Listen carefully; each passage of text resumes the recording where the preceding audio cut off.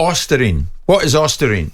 It's our understanding it's a popular substance amongst bodybuilders and athletes for its ability to build muscle mass and increase strength with minimal side effects. That was Amir Khan speaking moments ago. I mentioned the Kell Brook fight. The promoter that night was Ben Shalom, and Ben joins us live this morning.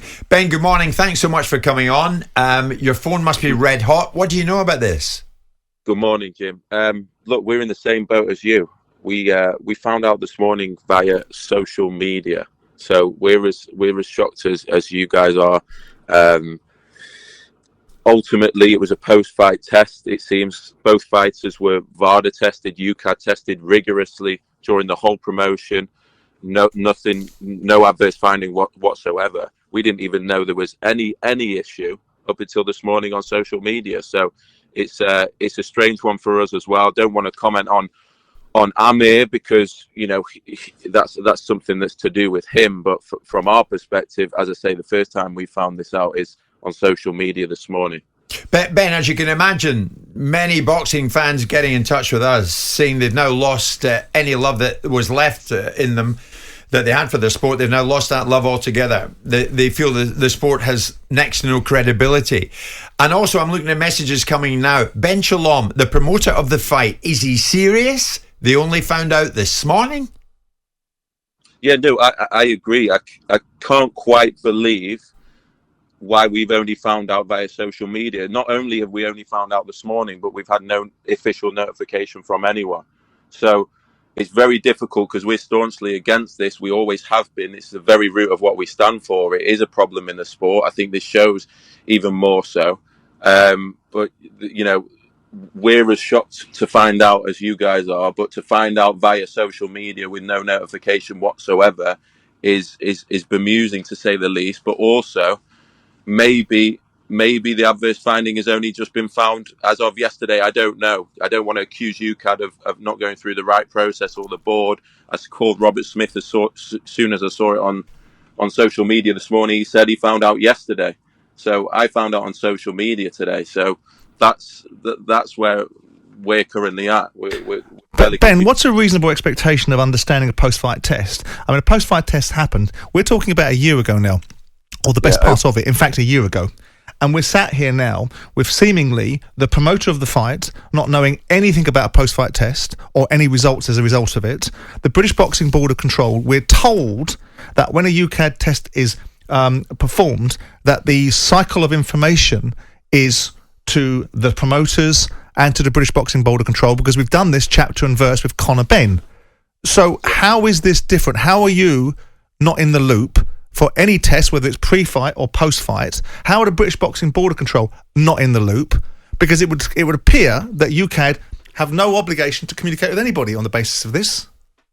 I don't know when UKAD have found or ruled this for this adverse finding. It could. I can't comment because the first I've seen is on social media this morning. Usually, their rules would state that they would inform the board and the promoter, of which they haven't to any, either of us. As I said, Robert said he found out yesterday. I'm not sure by what means, and we found out today on social media because staff were sending me pictures on social. So, when you say you don't know. Yeah. When this test was, when the adverse findings were taken, it's a post-fight test. So are you saying this could have been taken months after the fight, or are you saying that most likely it was taken directly after the fight, and these are results of a post-fight test, which means directly post-fight? What can people understand from that? Look, I've got the report now. I've not read it all. We got it this morning from social.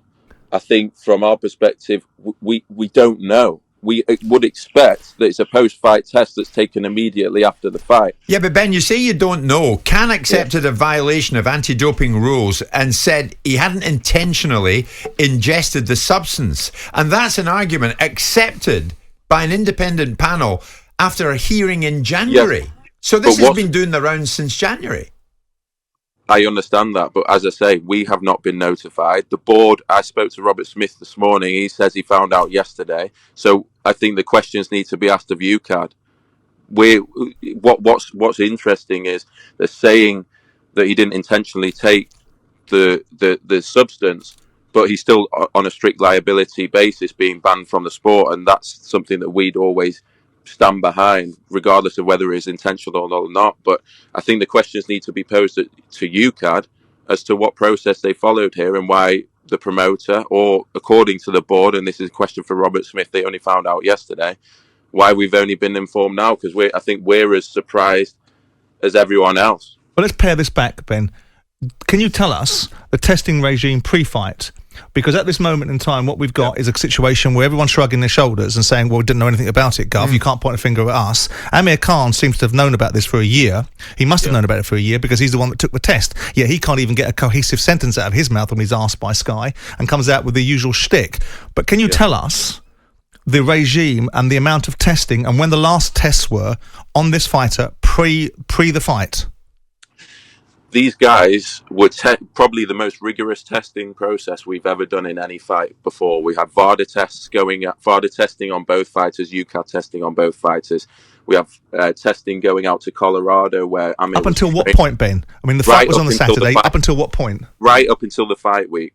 On the fight week, they will have both been tested as well. You couldn't have gotten any more rigorous testing than what we put in place for that fight. It cost us tens and tens of thousands of pounds. So to see this now is not only surprising to us, but also makes us question what UKAD have been doing since the fight.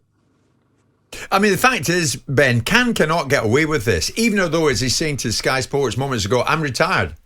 I'm no longer a fighter. Well, that may well be the case. But that night, he was fighting. That night, we were there with you. And we watched. And all the fight fans who went, Ben, will now be saying to themselves, well, what did I watch that night? Did I watch a fight that was tainted? I agree. And, they have ruled that it wasn't intentional, but he still receives his ban. And that's what the purpose of the testing is supposed to try and achieve. And I think it is difficult because we know that it's a problem in the sport. And when it's not dealt with seriously, we've been staunchly against this. It does ruin the sport. All I can say is, how, as a promoter, can we find out from social media over a year since the fight? We're in a position where we don't know what's going on. We've paid for absolutely the most testing that you can possibly get on that fight, and yet we find out on social media and others find out before us. What happens now, Ben? I mean, for those listening this morning who are as baffled as we are, when you finish with Simon and I here live on talkSPORT, is your next call to Robert Smith of the British Boxing Board of Control? Is it to Amir Khan himself? What is it? Because you're rightly going to be saying to him, well, hang on a second, I'm in the firing line here.